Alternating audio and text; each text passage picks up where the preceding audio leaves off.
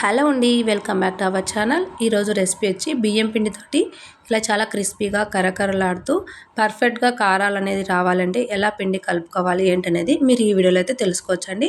చాలా చాలా రుచిగా ఉంటాయండి ఈ కారాలు అనేవి. పిల్లలు కూడా చాలా ఇష్టంగా తింటారు. సో ఈ రెసిపీ మీరు చూసే ముందు ఫస్ట్ టైం కనుక మన ఛానల్ ఎవరైనా చూస్తున్నట్లయితే తప్పకుండా సబ్స్క్రైబ్ చేసుకోండి. అలాగే వీడియో అయితే చివరి వరకు చూసి మీకు కనుక వీడియో నచ్చితే మన వీడియోకి ఒక చిన్న లైక్ చేయండి. దానివల్ల మన వీడియో అనేది చాలామంది చూసేదానికి అవకాశం ఉంటుంది కాబట్టి.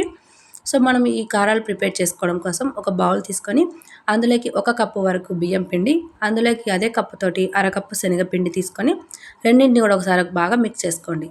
తర్వాత రుచికి సరిపడా ఉప్పుని, కారంని, అలాగే కొద్దిగా పసుపుని యాడ్ చేసుకొని మళ్ళీ ఒకసారి అంతా కూడా పిండిని బాగా కలిపేసుకున్న తర్వాత గోరువెచ్చని నీళ్ళైతే నేను ఇక్కడ తీసుకొని కలుపుకుంటున్నానండి పిండిని. మీరు కావాలంటే నార్మల్ వాటర్తో అయినా మీరు కలుపుకోవచ్చు.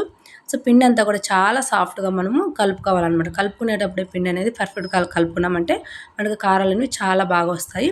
నేను ఇక్కడ వీడియోలో కూడా మీకు చూపిస్తున్నాను చూడండి, చిట్లలో పిండి పెట్టి ఎలా వస్తుంది ఏంటనేది. చూసారు కదా, చాలా చాలా పర్ఫెక్ట్గా వస్తుంది. సో పిండి అనేది ఈ విధంగా మీరు సాఫ్ట్గా కలుపుకున్నారంటే చాలా బాగా వస్తాయండి. సో మీరు కావాలంటే ఈ పిండిలో కొద్దిగా జీలకర్ర, వామును, అలా వంట సోడా కూడా యాడ్ చేసుకోవచ్చు. సో వంట సోడా అనేది పూర్తిగా ఆప్షనల్ అండి, వేయకపోయినా ఏం కాదు, మనకు చాలా బాగా వస్తాయి. సో మీరు వాము కానీ జీలకర్ర కానీ యాడ్ చేసుకోవచ్చండి. అవైతే నేను ఇవేం యాడ్ చేయలేదు, ఎందుకంటే మా పాప అవన్నీ కూడా వేస్తే తినదు కాబట్టి నేను పిల్లల కోసం చేస్తున్నాను కాబట్టి అవన్నీ ఏం వేయకుండా చేస్తున్నాను. సో మనం ఆయిల్ అనేది పెట్టుకున్న తర్వాత ఆయిల్ అనేది బాగా హీట్ అయిన తర్వాత ఫ్లేమ్ అనేది మీడియంలో అడ్జస్ట్ చేసుకొని మనం చిట్లలో పిండి పెట్టుకొని నేను ఈ వీడియోలో చూపించాను కదండి, ఈ విధంగా మీరు చుట్లు అనేవి వేసుకోవాలి.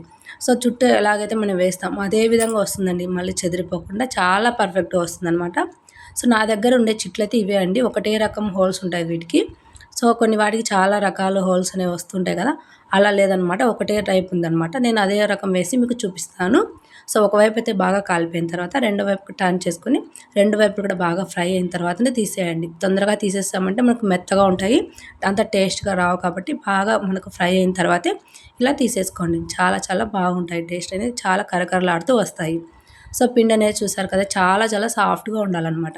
మరి ఎక్కువ వాటర్ వేసి నీళ్ళు నీళ్ళు అయిపోయేలా చేయకండి. అలా చేయడం వల్ల మన కరకరలాడుతూ రావు ఈ కారాలు అనేవి, మెత్తగా అయిపోతాయి.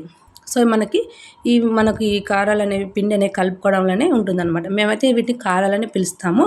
చాలామంది చాలా విధాలుగా పిలుస్తూ ఉంటారు కదా, మురుకులని, కొంతమంది జంతికలు అనేవి ఒక్కొక్కరు ఒక్కోలా పిలుస్తారు. మేమైతే రాయలసీమలో ఇవి కారాలనే పిలుస్తామన్నమాట. సో మీరు ఒకసారి ఈ విధంగా ట్రై చేసి చూడండి, చాలా టేస్ట్గా వస్తాయండి. మీరు తప్పకుండా ట్రై చేసి ఎలా వచ్చిందో నాకు కామెంట్లో అయితే చెప్పండి. సో మీకు కనుక ఈ వీడియో నచ్చినట్లయితే మన వీడియోకి ఒక చిన్న లైక్ చేయండి, షేర్ చేయండి. అలాగే ఇలాంటి సింపుల్ రెసిపీస్ కోసం తప్పకుండా మన ఛానల్ సబ్స్క్రైబ్ చేసుకొని పక్కనున్న బెల్ ఐకాన్ అయితే క్లిక్ చేయండి.